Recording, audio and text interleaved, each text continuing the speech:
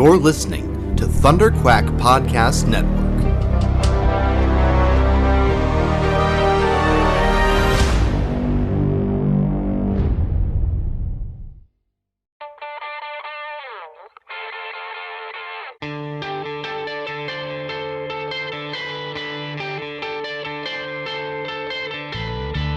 Hi, this is Chris Claremont, recommending that you take a listen to Epic Marvel Podcast.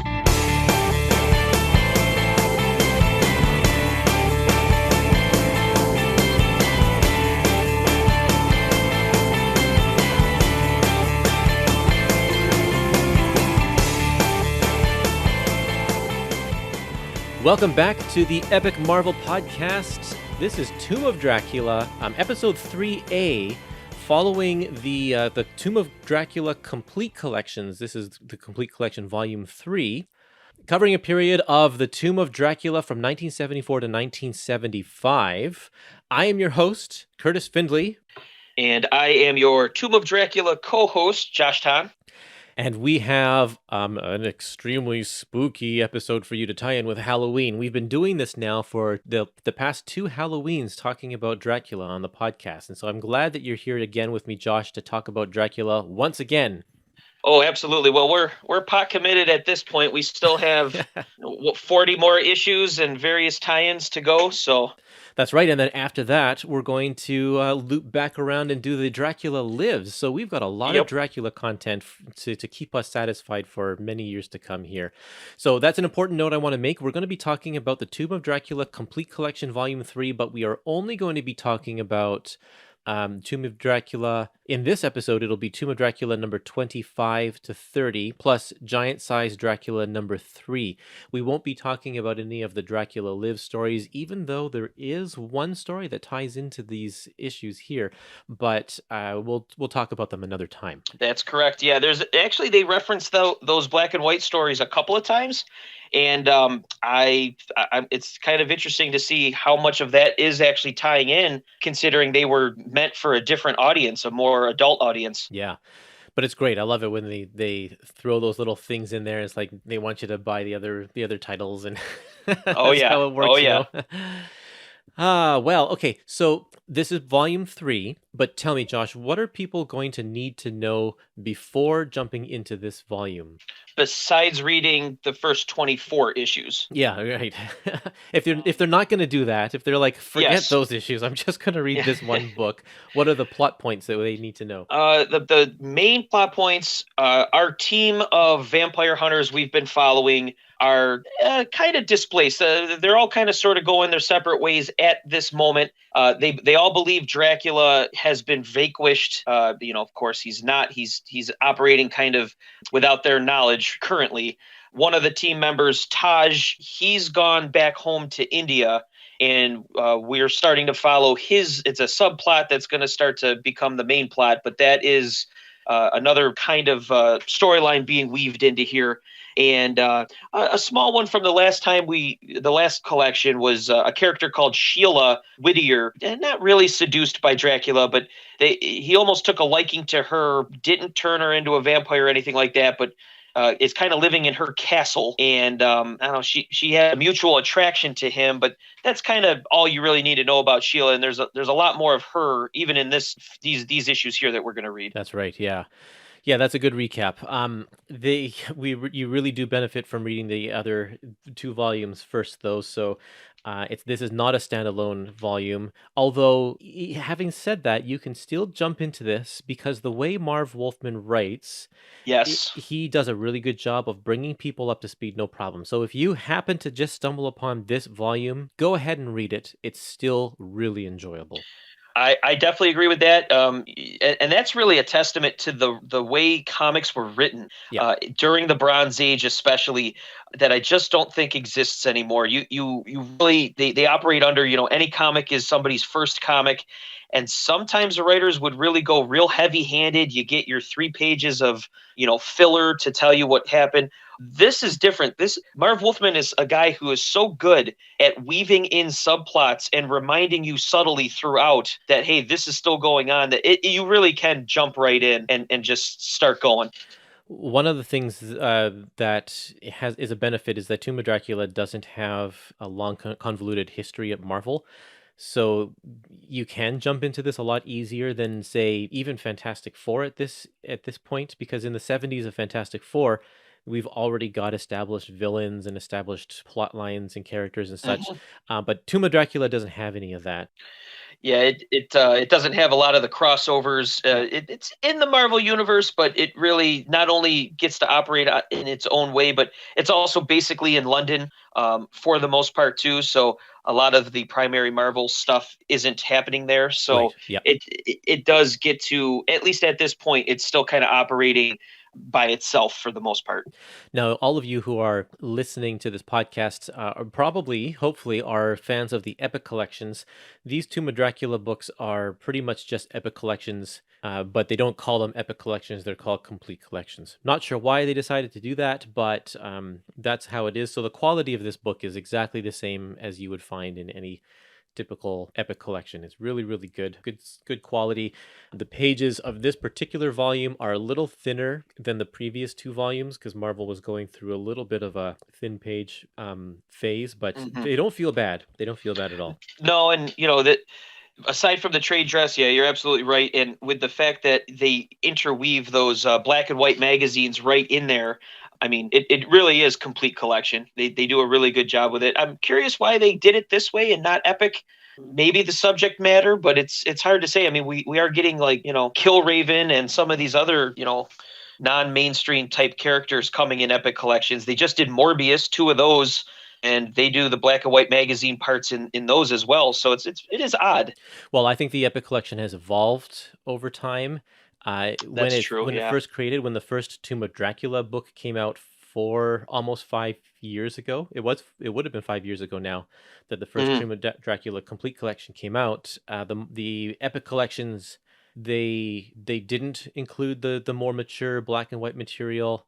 They stuck pretty much exclusively to superheroes. But yes, now that it's 5 years past, they decided to change their mind, and that's totally fine. The Epic collection has now opened up to a lot more of that kind of stuff. So I would have imagined that if Tomb of Dracula were to come out today, it might be an Epic collection rather than a complete collection. Okay, I've got some listener comments. I asked on Facebook and on Instagram and on Twitter for comments on this particular volume, and here's what some people had to say. Kyle says the Hannibal King issue is one of my favorites. That's issue number 25, the first one that we're going to talk about here. The story manages to make Dracula undeniably evil while giving him more complexity than many other versions of the character. Just great stories all around. What else can you expect from such a legendary run? Yeah, and Rich also says the same thing. Issue 25 introduces a new supporting character, Hannibal King, one of my favorites. He has a great dynamic with Blade later on. I agree with both of those sentiments. 25 was one of my favorites in this book, and it shows also how Marv Wolfman is so diverse in his writing because it feels like a detective story. It was really cool. Yeah. And over on Twitter, we have one comment from a guy by the handle Mr. Rice, and he says, I continued to enjoy this volume, but I felt like this had a sense of treading water, what with the team being apart for almost all of it. There were still some cracking stories, though. And tell me what you think of this comment, Josh. I'm not sure what to make of it. He says, I think Lilith is a very interesting supernatural take on the early Ms. Marvel. It's an interesting way to look at it.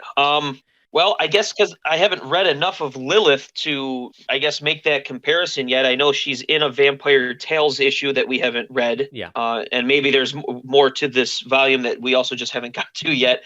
I don't know. I don't see the connection, at least not yet. My only guess is that Ms. Marvel is born out of the women's liberation movement of the 70s. Yes. And I wonder if Lilith is also, because this is also the early 70s, pretty much exactly the same time. I wonder if it's also sort of to bring in the, the more progressive female, strong female character, kind of a counterpoint to the male Dracula character. It could be I'm curious where Vampirella first hit pop culture, because I believe she's around this time too in the Warren horror magazines, right? Right. Yeah. I wonder if Marvel just saw her and was like, "Well, we're trying to do things with Dracula. Let's make sure we get a Dracula related, female character." It's possible. Could be. I don't know. I imagine we're going to see more of her as we go along. I mean, maybe we remind our listeners, you and I are doing this, for the first time, experiencing these stories. So everything's new to us. So That's this right. is part of the fun of it.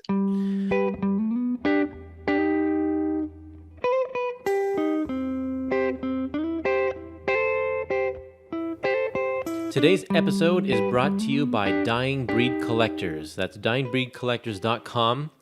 And if you enter the code Epic Marvel Podcast, all one word, when you're at the checkout, then you will receive an extra 10% off of any Epic collection that you purchase. And you know what? Just because we're feeling nice for the entire month of November 2021, we're going to give you an extra 15% off of Amazing Spider-Man Epic Collection Volume 6, The Death of Captain Stacy. So if you're looking for that one and you want to save 15%, use the code Epic Marvel Podcast, and that's at dyingbreedcollectors.com. Okay, why don't we go into our issues and get to the meat of the episode here. We're going to start with issue number 25, and this one is called Night of the Blood Stalker. And right off the bat, I love the way that this story is told, because it's told like a noir detective story. Mm-hmm. And so we are introduced to this new character named Hannibal King, and this woman comes into his office with a problem. Her husband has been killed, and she wants the detective, the private investigator, to find the killer. And of course, the killer happens to be Dracula. We could all guess that because this is Dracula's book after all. But what we didn't know is that Hannibal King has a long history with Dracula, and in the end, we find that it has a great reveal at the very end. This is a spoiler for anyone who hasn't read this. Yes. That we find out that he himself is a vampire. This whole story is excellent. Really, really great. There's a nice slow burn with the fact that, it's revealed at the very end, but even there's a few times where he's thrown out of very tall buildings, out of windows, and he's unscathed. Yes. And at one point, Dracula calls him, "I'm your master." I forget exactly the thing, but he refers, and we don't know this yet. We don't understand. So they hint at it a couple of times, but Yep. if you don't know he's a vampire going in, you just, I don't know, kind of just pass it and keep going. Well, I figured it out on page 10. Okay, page 10 of this complete collection, because he's in a bar and you see a mirror behind the bar guy, and there's he doesn't have a reflection in that mirror. That I completely missed that. That is a great detail. Wow. Yeah, so good. That is so cool. Yeah, this whole one was really good. I really liked the whole well, right before that on page 9, we get this creepy mini story about a plane that comes in, and everybody on board was drained of their blood. And I guess this specifically references a Vampire Tales. It's actually Vampire Tales issue 6, which had come out in August of 1974, so a few months prior to this. So again, they're referencing those black and white magazines. But, he at this point, Hannibal King is talking to the woman here, Adrian, about why he thinks it's a vampire. And he tells this story just very matter of fact, and it just comes across very, very, I don't know, creepy. A lot of it has to do, as we've said in previous episodes, Gene Colan's artwork is superb. It really is. With Tom Palmer inking, I believe it's still Tom Palmer. It is all the way to the end. Okay, yeah. I think I've said this in one of the previous episodes. Not many people can ink somebody like Gene Colan and make it look good, or dare I say better, but he's one of them that does. Yeah, you're right. I absolutely love it. The thing about Gene is that he uses really big panels, and so you can get a lot of great detail and great composition. But he's also able to tell the story in that amount of panels as well. Because when you use bigger panels, you have fewer panels just in general to be able to tell your story. So for him to be able to adequately convey the action in fewer panels is a real gift. So oftentimes you'll find that he'll have panels where a lot of action happens in one panel to convey a passage of time. And I don't know if I have an example in this issue to point to, but I'll bring it up if I see it again because he's really quite brilliant at it. Jack Kirby also did that a lot. Yeah, I know exactly what you're talking about. I'm pretty sure there was something in our reading that showed that. I wanted to point out on page 13 of the complete collection here. One of the things that Colan does as well is he's one of these guys that knows how to position a camera in such unique ways to show different angles, and it instantly makes it so the middle panel on the bottom here, where Frank is drawn the gun. That particular stance, the way that he's kind of looking to the side but looking forward, and we're looking kind of up at him. Totally. It almost looks, I don't know. That takes, again, like you said, a gift to think to put the camera there to draw that picture. It adds to the suspense, the drama. He does that throughout. I mean, he did that pretty much in everything he draws, to be honest with you. But I know a lot of people who don't like Gene Colan because he's kind of loosey-goosey with how he draws. And ultimately, it just depends. He's more of he draws the mood better than anybody else. That's true. That's a good way to put it. He's a great draftsman. He can set up his compositions beautifully. He has an incredible sense of shadows and textures. Oh, absolutely. But because he's so loose, if you get the wrong inker on him who doesn't know how to interpret his lines properly, then he does look a little off. Yeah, and with this medium being what it is, it's a shame they couldn't just print his stuff in the original pencils, especially because he does a lot with speed and motion lines, and he does a lot of fog and mist. That's right. And it's really hard to ink those things. So what do you think about Hannibal King as a character? So I am very intrigued with this guy. Yeah. With him being a private investigator and a vampire, they set this up to be, this could have been such a cool series all by itself. It's night and day different from the Ryan Reynolds interpretation from Blade Trinity. If anybody, and watch that, or I know most people hate that movie, but it's definitely not the Ryan Reynolds version. This is very much, it feels like that 70s, TV show, not necessarily like a Columbo, but you can see this being a really cool 70s like detective show. And I don't know. I'm assuming we're going to see more of them as we go forward. But in the rest of our reading for this episode, we do not get back to them. But they introduced him for a reason. So one of the listener comments said that he has interactions with Blade a little while in the future, upcoming. I assume. Okay. So one of my issues, and it maybe is an unfounded issue because we really don't know this character at all, but it's like, do we really need another character who's after Dracula who is a vampire? Because we already have Blade. We do, but I think he's after somebody else. I thought there was something going on with this white-haired character who I believe is supposed to be Deacon Frost. And I thought that it was referenced in the previous issue or the issue before it where that was something he was specifically going after. Or maybe I'm getting that confused with Blade's backstory, but there was something to do with the character of Deacon Frost that we just haven't gotten any background, or I don't even think we've gotten the name yet. Well, I guess we'll find out in the future. Yep. One thing I did want to add before we move on page 20, so the last page of this issue, after he kind of solves the case, he talks to his client, Adrian. She gives him a kiss, like a thank you kiss. Yeah. And she leaves, and she says, now I know everything you said is to be true. And he kind of smiles at the end, and you see his fangs. She used her tongue. That was a very passionate kiss for someone just saying thanks. That's a little racy, I thought, for a comic like this that still has the Comics Code Authority stamped on there. She says, "I really didn't believe you before, Mr. King, about the vampires, but now I know everything you said is true because her tongue revealed the truth." Yep. Went right across those fangs. Yeah, and it's a very subtle thing. Maybe, the people behind the authority at the time just completely missed that. That's funny. Or maybe it didn't matter, but yeah, that was quite surprised. A little racy there. That's good. I love it. Now, in previous episodes, I was doing my best to keep a kill count on each issue. Yeah.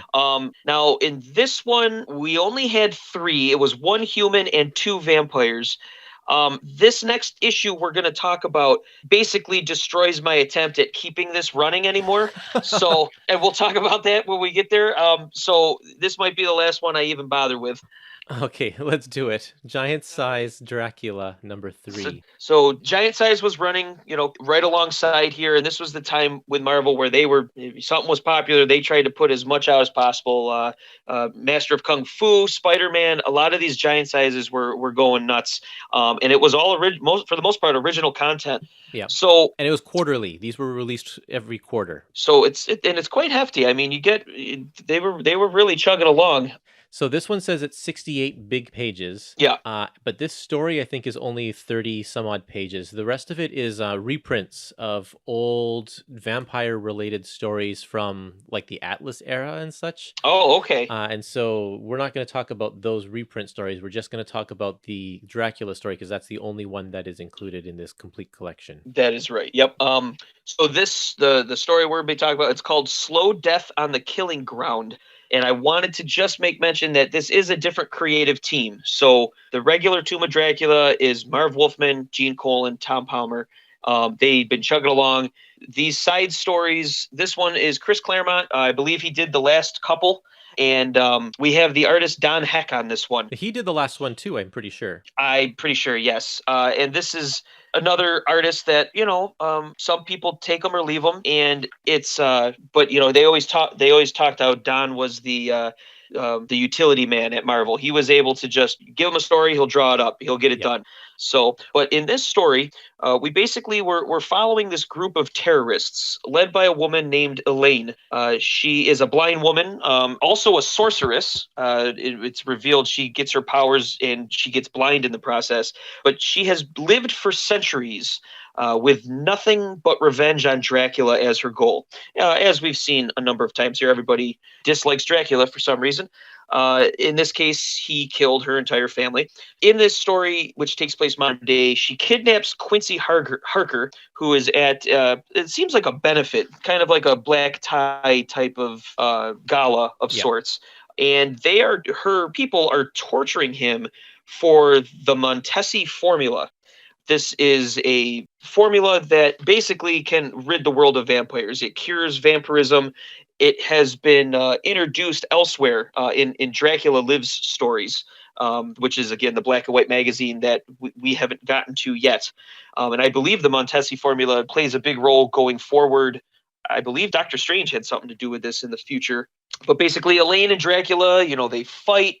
He ends up biting her, but she ends up being saved from becoming a vampire. We get the return of Catherine Fraser, who stakes her heart and stops her from having to live, a more torturous life than she already has.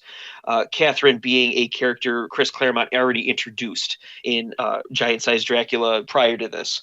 So it seems like these Giant Size were mentioning the continuity happening, but they were going in their own direction at the same time. For sure. They do mention, like Dracula says, I believe it's in this issue, he says that everybody still thinks I'm dead or something like that. Yep. And we get Quincy Harker in here, and, they directly reference it's actually Dracula Lives issue 2 and 6 of the black and white magazine. But we have Catherine Fraser and we have Inspector Kelm, both of which have only showed up in Giant Size Dracula. We have not seen them in the regular Tomb of Dracula stories. Yeah, these are Claremont originals. So what did you think of this in general? This was probably the weakest story out of all of the ones in this book. I thought it was too long, for one thing. Mm-hmm.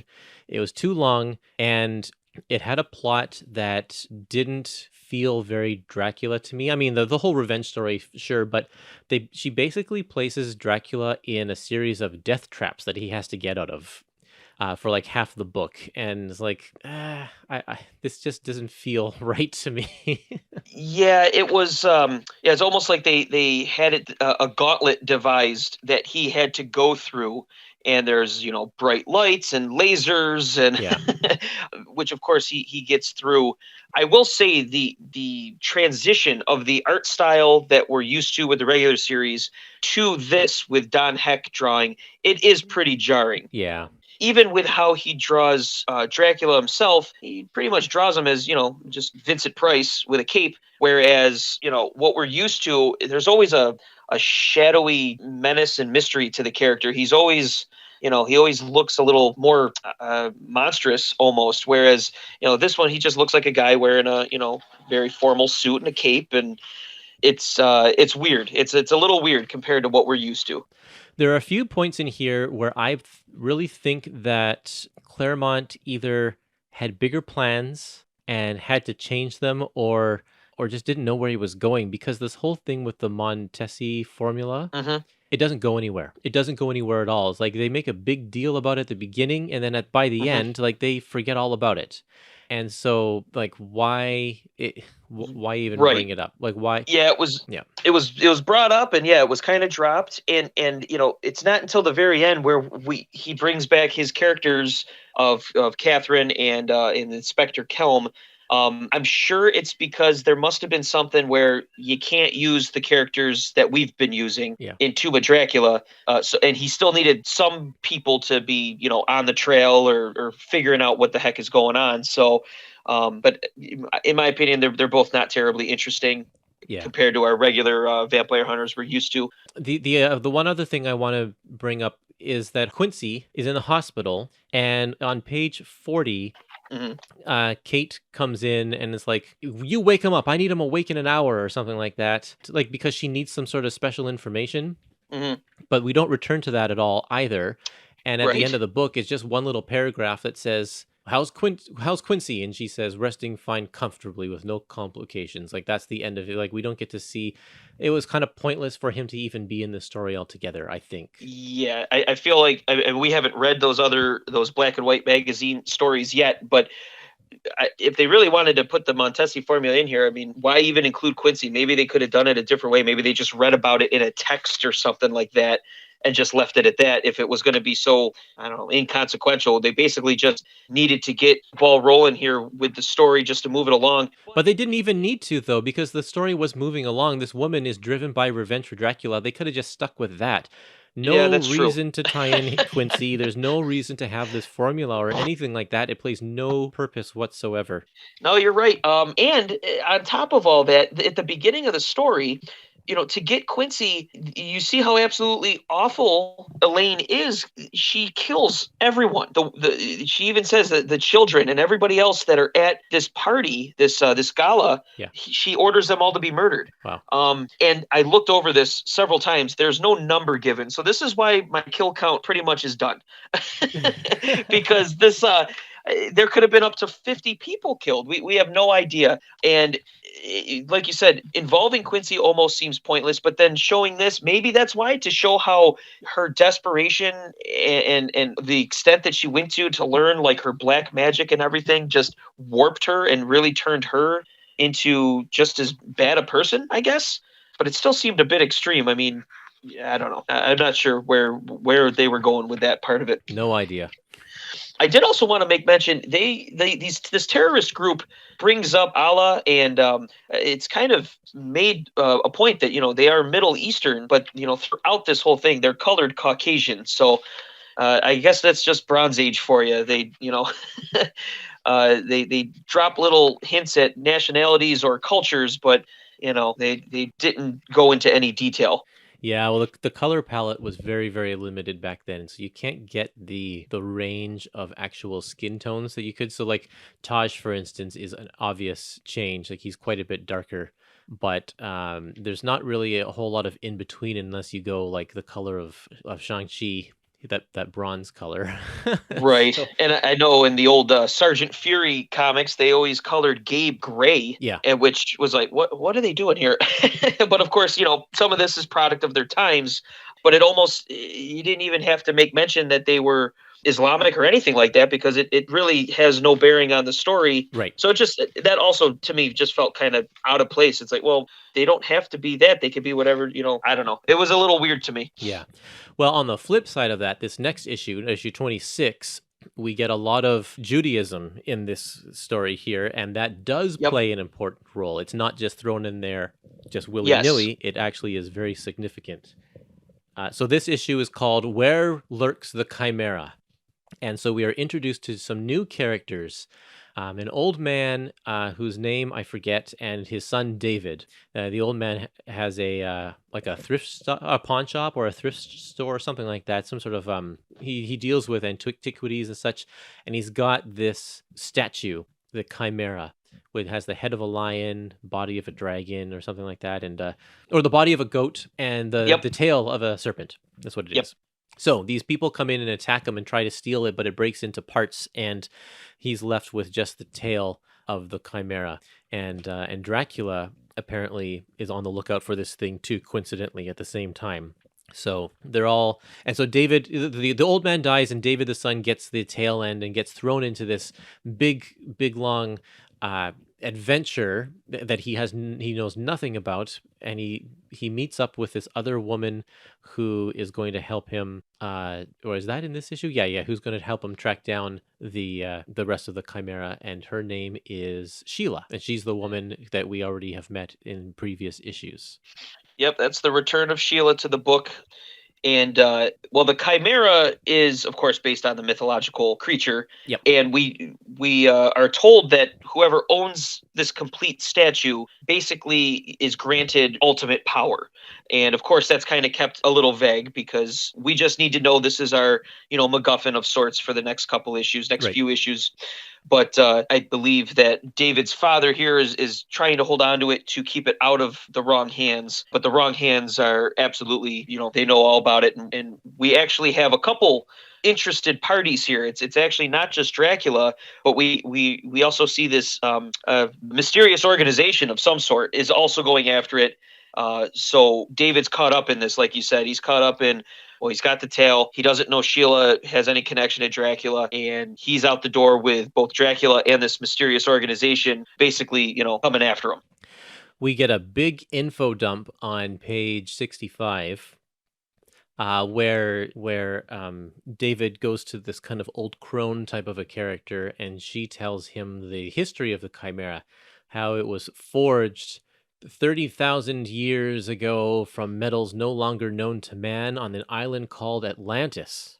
And then she continues to talk about how King Kull used the Chimera to bring himself some power and to gain status and stuff like that. So this is King Kull is a character from Conan. Yep, Kull the Conqueror, and then I think eventually he was King Kull, and Marvel was doing a series with him around that same time, I believe, right? Yeah, and in the classic Robert E. Howard novels, Atlantis is the sinking of Atlantis is the start of the Hyborian Age that Conan and all of the people are a part of, because Conan, his people, are refugees from Atlantis. When it sunk, a bunch of people fled, and then they went on and formed all of the different tribes that you see in the Conan books. And so this story is stemming out of that.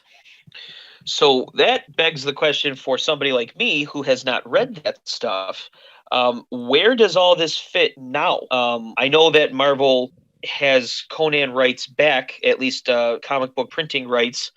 I'm curious where Kull specifically, because it's Kull is the one that is mentioned here, and we actually even see him in a couple panels. Yep.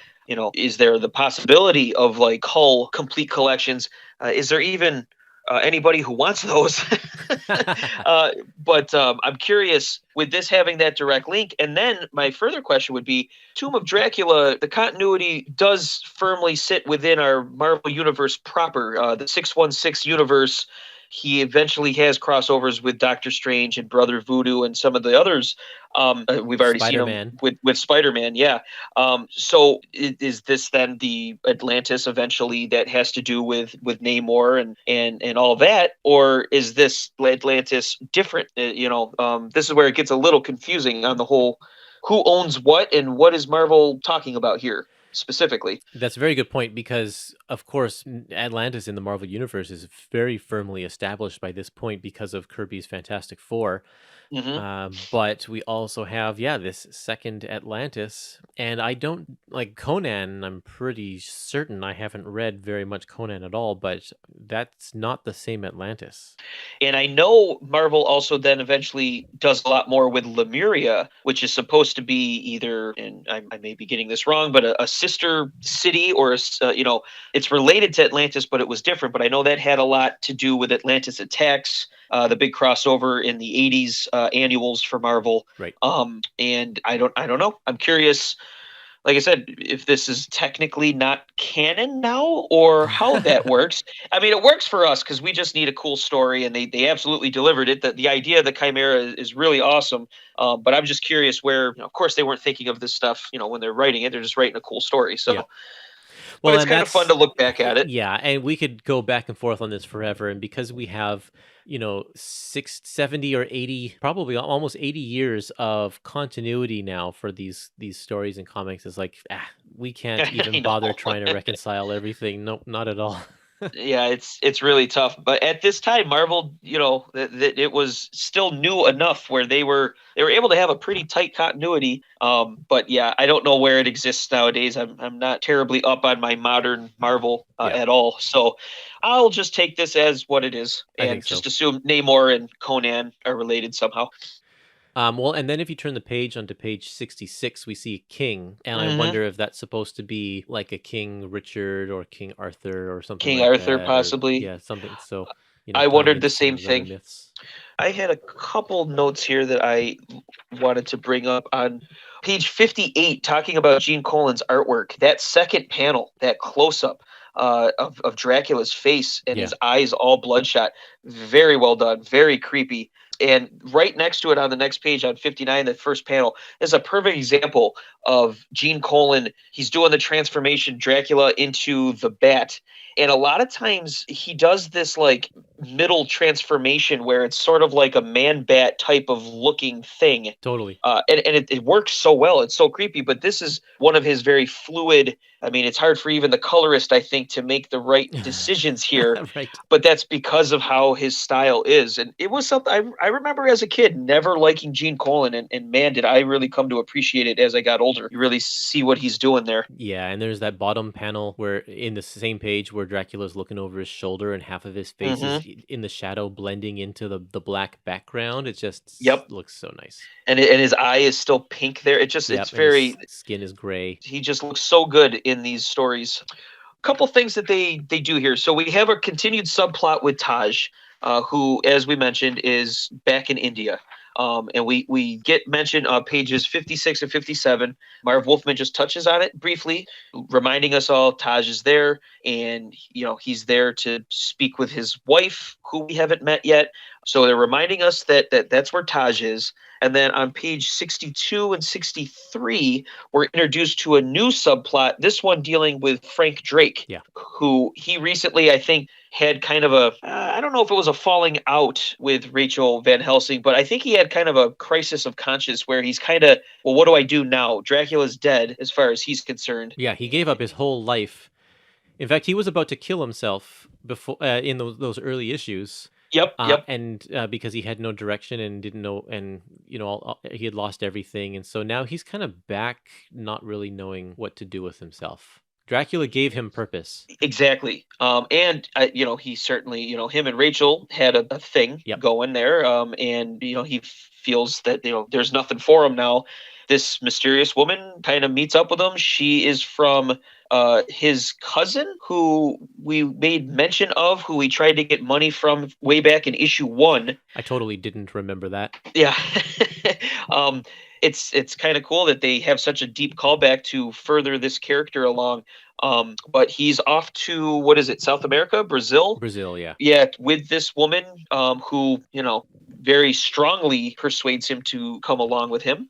Again, where were you, Comics Code Authority, for this this steaminess? But it works. This was the reinvention of the comic code at this point, when they could actually, because before this, vampires weren't even allowed to be in comic books. That's true. So they are playing with that.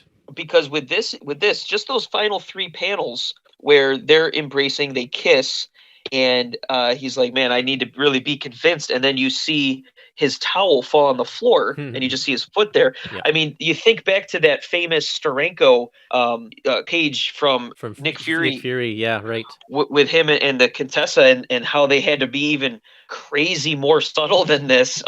It's just funny how things progress. And but yeah, so that's a subplot we're just hinted at. Okay, he's gonna go there. So here's another member of the main people we follow who, okay, now he's off doing something. Throughout all of this issue, Dracula really takes a back seat. He's only in really kind of two scenes. He's in the scene where he goes looking for the Chimera statue in the basement and sees the dead body. And then he's seen later again at the very end where he gets trapped in this building. He doesn't play a significant role. His role is going to be more in the next issue, but this issue is all set up. It's all introducing new characters and new plot lines so that we are ready, because this is going to be a multi-part story that's going to take us through the next 4 issues or so. Yeah, and this trap that he's caught in the building, he's caught there by that mysterious organization that's also going after the Chimera. Yeah. And this trap specifically is basically a vault that is sealed and holy water is being poured in there. Yeah. So they clearly know, if they don't know vampires, they at least know what Dracula himself is all about. Yeah. So it's very intriguing that, not that a human couldn't drown in that as well, but they're really going after him knowing he's a vampire. So it's very interesting, like you said, with the setup. I had just said in the giant size issue that I didn't like that one because of all the death traps that Dracula is placed in. And now here we are with a death trap. But this one, first of all, it's only one, so that's okay. It's not like a series of them one after the other. And I don't know, I had no problem with this one. So this one, again, you have Wolfman and Colan that are building the suspense. And as we get into the next issue, that's where we pick up on. I mean, it's a classic cliffhanger, and he doesn't just breeze through this. There's a struggle, which obviously we might as well talk about right now. Yep. Tomb of Dracula, issue 27. This is our final issue from 1974, December of 74. The name of the story is Night Fire. So we pick up right where we left off. Dracula is in this holy water trap. He escapes it and ends up meeting up with his associate, Sheila Whittier, who is with David, who has the serpent tail of the Chimera statue. He does a demonstration of what this ultimate power, this mega ability is with just the tail. He uses that and demonstrates, imagine what would happen if I had this entire thing. And basically, David pulls out the Star of David, as we talked about. He's Jewish, and actually burns Dracula's face with it. It actually repulses him. And they make mention that it's not as strong as the Christian cross, but it still messes with him, which I thought was kind of cool, because I don't think we've ever seen that in movies or anything. I could be wrong, but and they specifically say that it's any symbol of a god from any faith will do that. But the ties to the Christian God are the ones that are definitely the most. So not a ton happens here. We get a little character building between Sheila and David through some dialogue. They're cruising the countryside in a VW Bug, which I always like to see. That's a favorite vehicle of mine. And so just before you go on, check out how many panels are on this page: 74, 75, and then the following 76 and 77.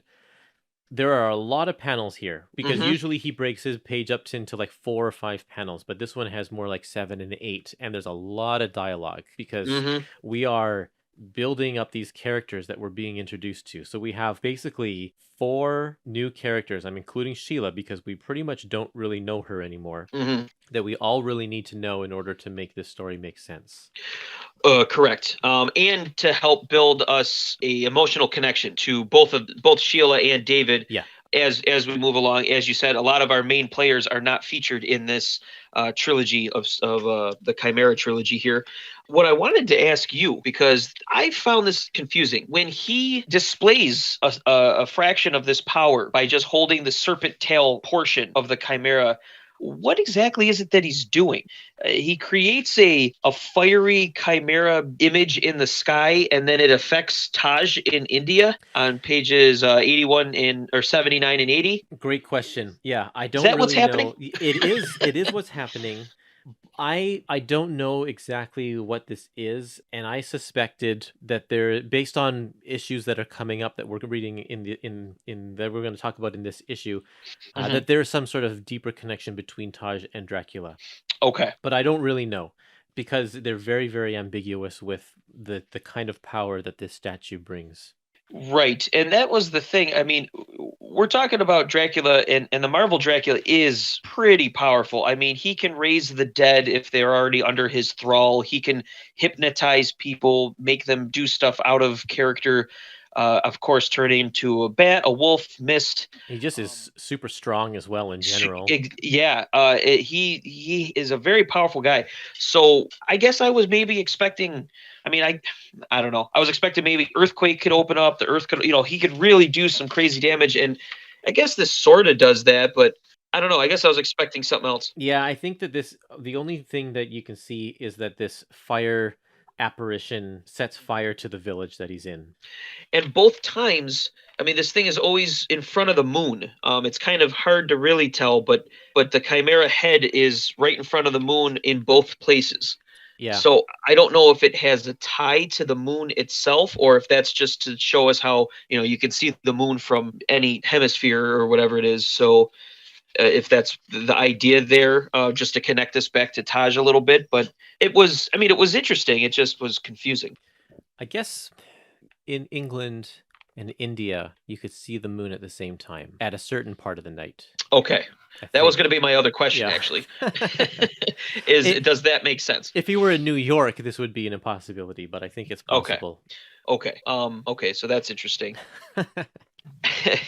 I did want to also make mention a couple other things. One was in the beginning. So when Dracula escapes his holy water trap, on page 73, the second panel, he does get out of there. He eventually turns himself into mist, and that's how he gets out.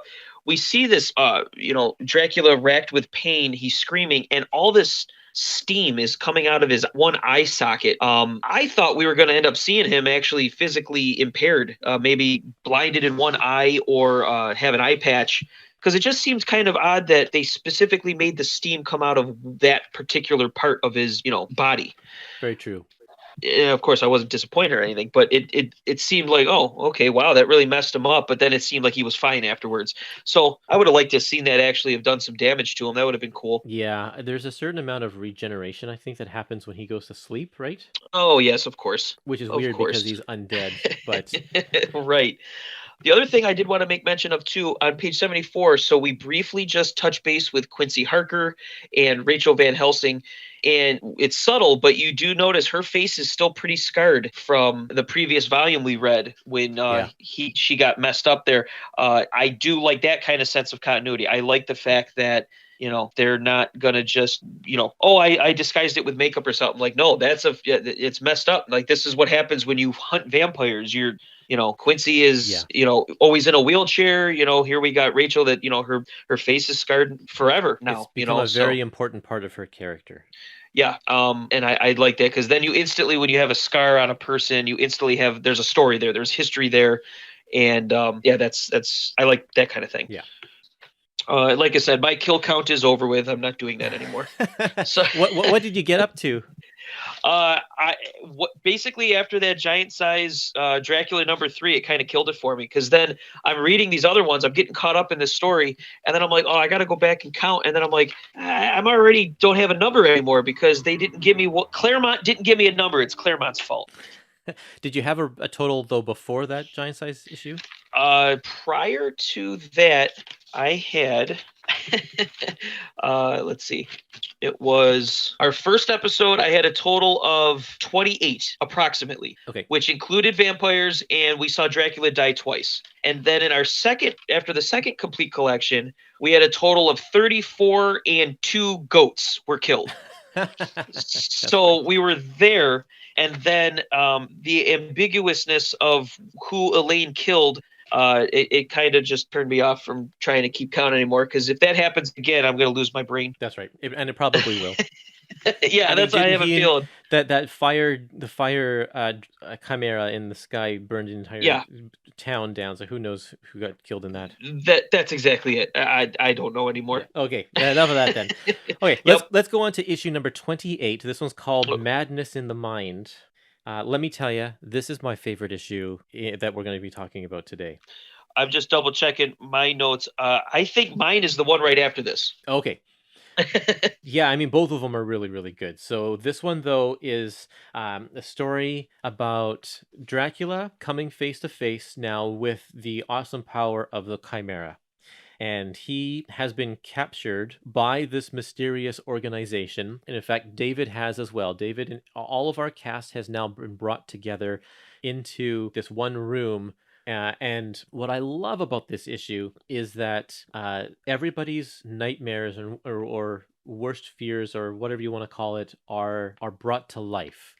And so they have to face everything. And this is a trope that you'll see in TV shows and that kind of thing all the time. Usually it's kind of in Halloween episodes where it's like the main character or the whole cast of characters are going through their own hallucinations about their world falling apart or whatever. This one does it really, really well. I love how not just Marv Wolfman, but Gene Colan connects all of the stories so that it's at one point you get David goes face to face with his deceased father, who's now telling him that everything that about their faith is a lie, and he refuses to believe it, and he's now having a mental breakdown. And then one of the other characters comes and says, what's going on? Or that Sheila says, stop crying. And then it immediately goes into her nightmare. Like the flow of action is it's perfect. One leads right into the next.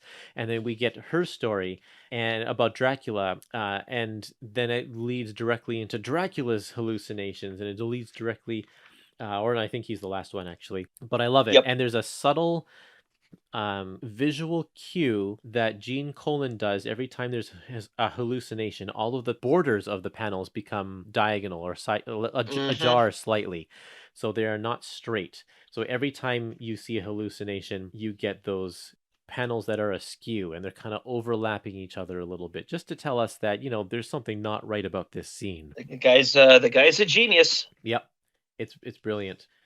And I love it. I love all of these. Just the mental breakdown of all of these characters is absolutely brilliant. Playing on the fears that we've already known. Like, we haven't known these characters for very long, but we know enough about them to know that what is being said here is drastically going to affect them.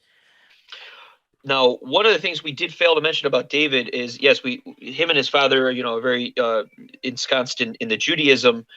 He often, Marv Wolfman actually wrote a lot of, it seems like just scripture or, words right out of the Bible. Yep. In terms of really nailing that one home to us that, his son was absolutely raised by a father who was very steadfast in his beliefs and passed that on.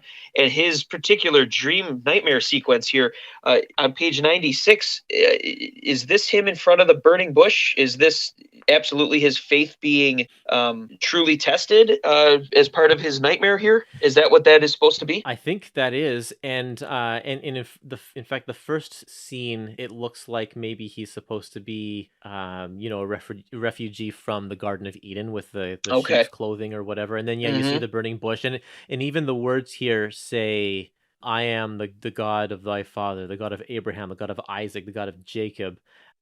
And so that's supposed to be like he's now having a hallucination that it's Satan talking to him. Right. Yeah. Saying that Satan is actually the god of all this lineage. I found it interesting that his name is David himself, because this line especially here, God of Abraham, God of Isaac, God of Jacob, these are all the people who are in the lineage of Jesus Christ. And so if you follow that in order in the Bible, is like David also is in that lineage. He's kind of next in line there, being one of the forefathers of Jesus. And so it's interesting that they're using him as this, having this internal struggle between, his own faith and Satan trying to get a hold of him or whatever. Like this is all playing out in his mind, but he's the one who's holding the Star of David and holding back Dracula in that other scene. Right. So it's kind of like he's playing a very symbolic religious character himself. Yeah, it's actually pretty deep stuff. And it's I can absolutely agree with you. I mean, this is one of the best issues in this collection. Dracula's nightmare vision has to do with all of our cast of vampire hunter characters getting to him, which is the cover. The cover is one of my favorites because a lot of times the covers to this series are kind of, I don't know, sometimes they don't really seem story specific. They're very just kind of like, hey, buy this comic, Dracula's in it. Yeah. This one, I mean, specifically, Quincy and Taj and Blade and Frank and Rachel are all there and they're all getting him. And I was so excited before I read this issue. I'm like, oh, that's awesome. They're all back together again. But it's all his nightmarish dream. Yeah. What I have to ask you is the very beginning, before we do get into all the thing with the finale with the Chimera. Right. We go back to Taj in India and we finally know what's going on. And on page 91, we see his son. My jaw dropped when I saw this. It's so creepy. Very much reminds me of, I don't know if people, I'm sure people watch Walking Dead or did watch Walking Dead. I'm sure it was in the comic too, how the governor had his daughter who was a zombie kind of hanging out. So Taj's son is a vampire and he's here tied down to a bed. He has a line in his arm for, imagine blood. Yeah, it's an IV of plasma or blood to always feed him. It looks like actually he has 2 IVs, one in each arm. They have garlic cloves, garlic all around him. And we see actually Jesus on the cross is also in that room with another cross. It's basically he's been kept there as a vampire all this time. And we're being told by Taj's wife that, the villagers are no longer going to tolerate this and they're going to kill him. Yeah, they're afraid that he's going to break out and kill everybody. So they got to get rid of him first. And the as emotional as these 3 pages have been, that was a gut punch to me, seeing his son. I wasn't expecting that. That was really quite a reveal. Well, and it's a gut punch to him too, because he didn't know that his son was still, I can't say alive, but undead. He didn't know that his son was like this. This is a complete shock.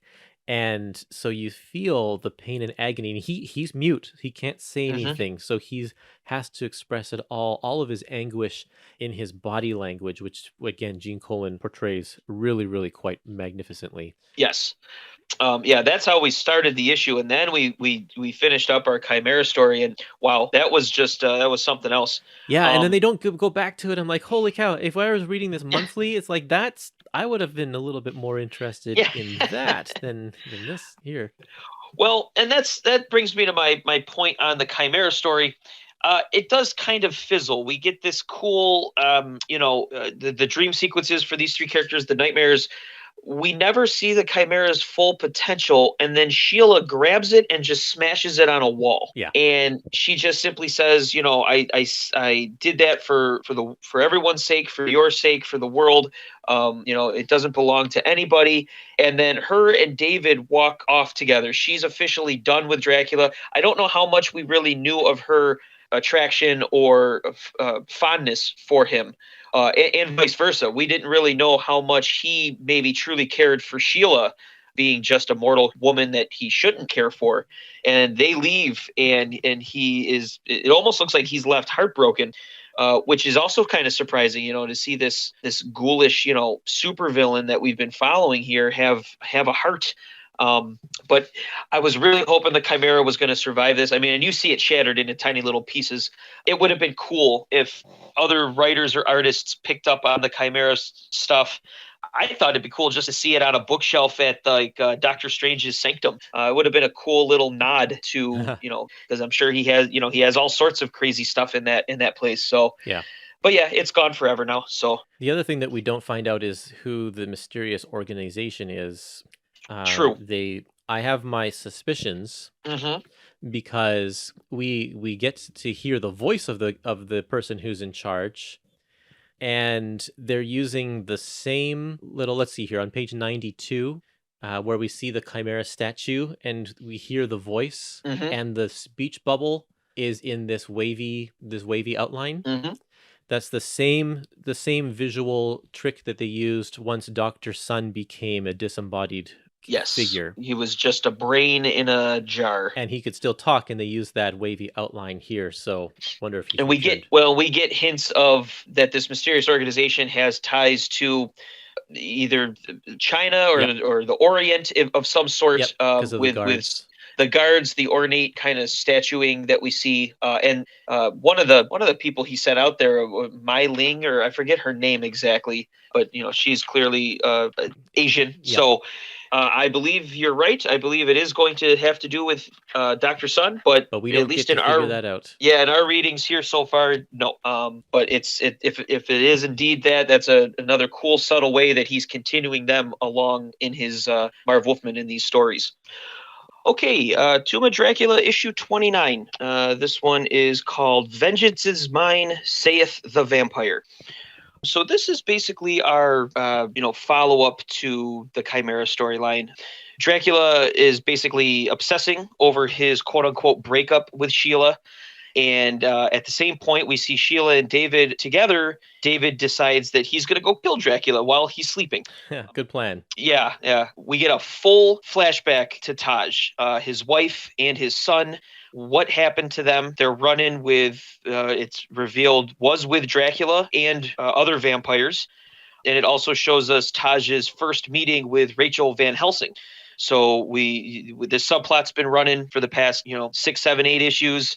And here we go. We see why he is mute. And we see truly the horrors of what he had to see and what his wife had to deal with. We jump back to the storyline with Dracula and David. Dracula, of course, wins that one. And because David decided to go to his castle to kill him when the sun went down. So kind of don't feel bad for him at all, because that's pretty stupid. He should have really read a book about vampires or something. I mean, come on. So Dracula kills David, takes him back to where Sheila was, and decided to show him, hey, guess what? I killed David. Tries to reason with her, and she won't have any of it. And instead of anything to deal with him anymore, she throws herself out of the window and is killed. She throws herself to her death, commits suicide, rather than becoming a vampire or ever having to see Dracula ever again. So that's quite a, finale. It's a great finale. Holy cow. The fact that we had this character of Sheila introduced kind of in an interesting way, because at the time she was being harassed by a ghost in her castle, and Dracula comes to save her, and then we just know, okay, so they're still friends or roommates. There's nothing going on there, and it really got pretty intense there. And now Sheila's gone, but it was all of a sudden you care about that character. And it's funny because I cared more about Sheila with this, and I cared less about David with this, just because of how, they both decided to, Marv Wolfman wrote these characters out, but it was good. This one is my favorite issue that we read here. That origin of Taj. Wow. That was absolutely intense. And talk about panel layout. I imagine you'd want to talk about the flashback here. Definitely. Yeah. Panel. He does a really good job of these wavy lines. Not only does that tell me, because he's done flashback panels in other issues here, and also the next issue he'll do a flashback panel where the corners are just rounded to indicate that it's a flashback. But this one we get wavy lines. And I really feel like that conveys India, in a sense, being in the desert and like the heat. And so it kind of conveys that. That's what it makes me think of, at least. And then when you flip the page and you get to page 117, those wavy lines, it's still a flashback, but they become solid wavy lines, if that makes sense. They're not as wavy, I guess. I see what you're saying. They're just more curvy. The fact that these panels are, in general, kind of just, almost amorphous blobs, even with the wave, nothing is a straight line. It makes you feel kind of uneasy, because that taken in with the story that's being told here is the whole situation. And this is about 3 pages. That's a flashback. It is sad. It's disturbing. It's horrible, really. What happened in particular at the top of 117, where we see that there's a vampire holding up his son, and then he's in the background because Taj, it doesn't see him, but the caption here says, "Then you saw one of the monsters, and its tongue flickered hungrily at our child. You said you tried to free yourself from their leader's grasp, but it was already too late, for the creature drank your son's blood before your helpless eyes." That is terrifying. Yeah. And it's also revealed here that, the reason why he can't speak is because of what happened here. Yeah, Dracula tried to bite him, but it actually bit into his vocal cords. Yeah, and I believe they even showed that he kind of also ripped into it with his hands too. I thought there was something to do with that. It tried to crush his throat. Yeah, maybe it was a little bit of both. Because he's not... Taj is not a vampire as far as we know. I mean, we've seen, pretty sure we've seen him in the daylight and stuff. So he's not a vampire. So maybe it wasn't bite marks. I thought that he got bit, but no. I think he was just crushed. Yeah, it was, basically with his strength, it crushed his voice box, basically. But it does say on the top of 118, his wife says, "After the vampire's fangs ended your voice forever." But I didn't see the bite. We saw his hand do it. So I don't know. Maybe That's it why was I both. thought that it was a bite. That's right. At the beginning of this flashback, I just want to make a note on page 114, the visual cue that it goes into a flashback by having Taj's wife's face kind of be wispy into the next panel and her eyes kind of going. I love that little thing there. To show that it's kind of she's telling the story. Yep, there's not a lot of artists that would even think to do something like that. Very cool. It almost seems kind of Ditko-esque. Yeah. Yeah, I love that too. Totally. One final note that I have is that when the vampire is holding up Taj's child on 117, the proportions of that child look like the child is maybe about 3 years old. Sure. But then the child that we see tied down to the table looks like he's about 8. Yeah. And that would make sense if 5 years has passed. But if the child got bit at 3 years old and became undead at that point, wouldn't it stop growing? That should be how it is. Either that was something they overlooked, or I don't know if we've gotten official word if vampires... Well, no, they can't. Unless... there are no such thing as vampire children. Maybe they stop growing at a certain time, but that still doesn't make sense. Yeah, so... I would think that if you were bit as a child, you'd stay at that age forever because your body literally stops, your cells stop developing. Everything. Yeah, it should be. Yeah, that's exactly how it's supposed to be. So yeah, I think it was just kind of a he doesn't. Well, it's really hard to say because then in that top row on the fourth panel there, you see the vampire laying down on the ground, and now that kid does look a little bigger, with the perspective. So it's. But if you go back to the previous page 115. There's the third panel in the middle tier where the child is laying on the ground. That child. Oh yeah, he's basically a baby. Looks like it looks like he's crawling. So I don't know. You're right. I have no idea. Right. Well, one thing I wanted to just make mention, just because we keep talking about how great Gene Colan is on the bottom of page 122. Those two panels with Sheila. Those are so well drawn, and I'm sure the inker helped with this, but I know that girls or women faces particularly are very tough to draw because you have to be so minimalist with the lines, and the look of anguish and horror, and then the screaming in the next panel is so good.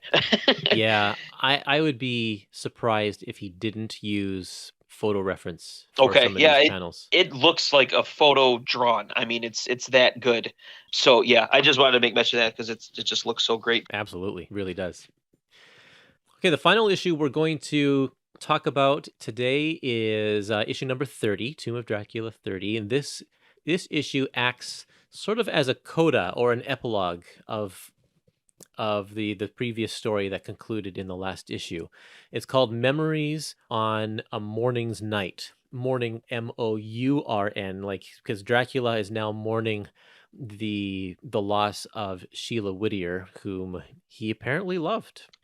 Yep. And so in order to kind of to help him through this, Dracula decides that he's going to write down some stories in a diary, which he apparently has this big book of stories that he's written. But this is the basis of Dracula Lives, is all of the stories of Dracula's past, I think, in this big book.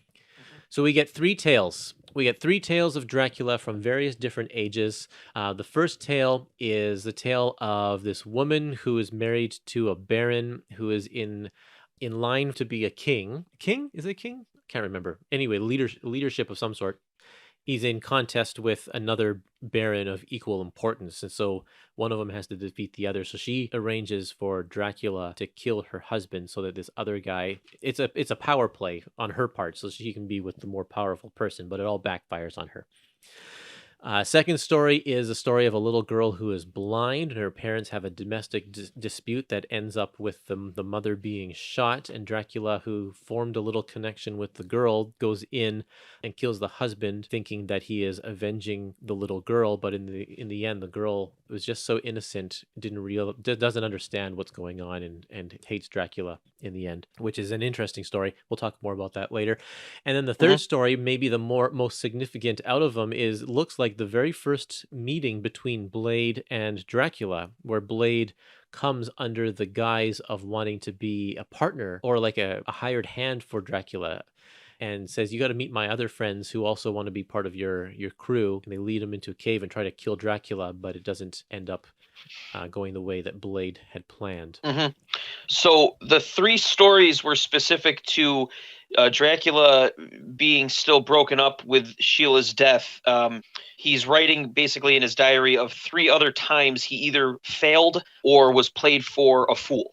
Right. Yes. So those are the connective parts there. Yep, that's the overarching. And when he's done with these three remembrances, he remembers that, he's still undefeated. He's basically still the master of, his own destiny, regardless of these times that he's failed.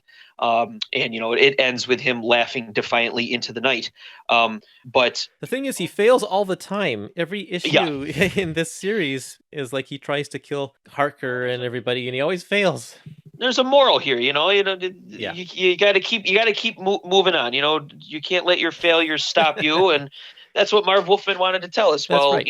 Slaughtering children. Follow Dracula's example. You can be the ruler of the damned. Yes, exactly. Yeah. What would Dracula do?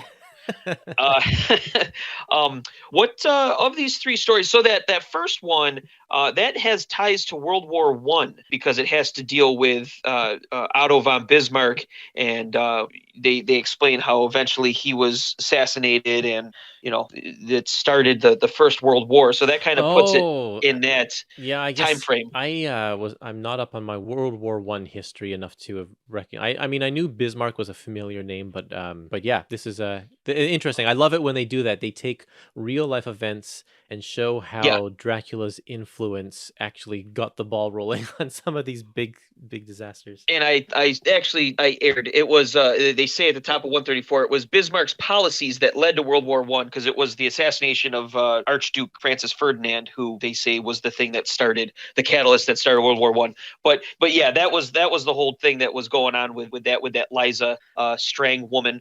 Then like you said, you had Melanie, who was a blind girl, and her parents are having their domestic dispute.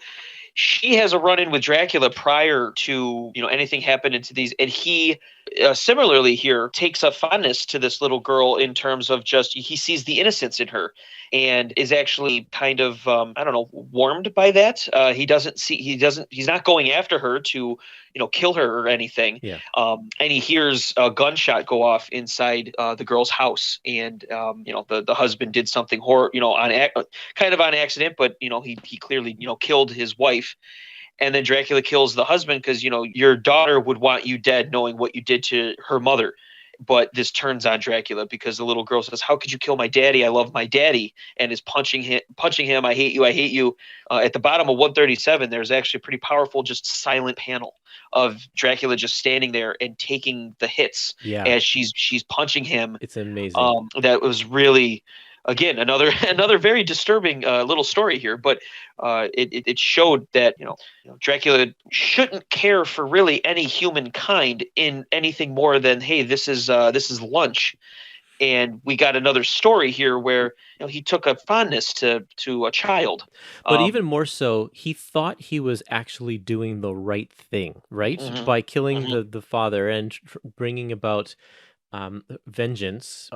He thought that this was he was trying to act in her best interest, which is also something we don't see from Dracula very often. Right. Well, his ego would blind him to the fact that she would think differently. Yeah. He just assumes that he knows. It's a very, almost a very typical kind of supervillain type of thing. This is something Dr. Doom would have the same type of, realization. He would think, oh, well, this is what anybody would want, is how I would do it, because. But Dr. Doom would do that because we've seen Dr. Doom have, actual moral compass at times as well. But Dracula not. He would do that for his own purposes, like seek vengeance, but he wouldn't go out of his way to seek vengeance on behalf of another person and it doesn't benefit him in any way whatsoever. That's true. And I think because of that, this is why he says this was a failure for him, because he thought he was doing the right thing. So he's never going to do that again. He's not going to let his emotion get the better of him. And then we got this Blade story. Now, Blade looks very youthful, and it took me a second to realize why. Because obviously this is early Blade, but he is a vampire hunter. Yeah. But he doesn't have the facial hair. Yeah. We've seen him so far drawn with like a beard or a goatee, and he doesn't have it. Sideburns and stuff. Yeah. So I'm like, why does he look so different? How did they manage to make him young? And that's it's just so funny. That's all it was. They just didn't have him have the beard. But this was interesting because, basically Blade lures Dracula to a place. He tells him, hey, me and my buddies, we want to help you rule the world. Come talk to us. Lures him into a cave. Blade has 4, basically friends, fellow vampire hunters. They do the wooden knives trick, and they actually get him. But then it's said how Dracula gets resurrected by one of his followers and then slaughters everybody but Blade. So I'm curious if we see Blade in the future of this series talking about these are clearly close friends of his. And one of them's still alive. Oh, is that right? They did leave one. Oh, that's right. Yep. There's 4 of them in this cave. And then at the very end, he says, today, 3 of that group are dead. So there's 4 of them plus Blade. So that's 5 guys. 3 of them are dead. That means Blade and one of these other guys is still alive. Yep, you're right. So I guess it's bound to happen. We are going to see one of these guys again.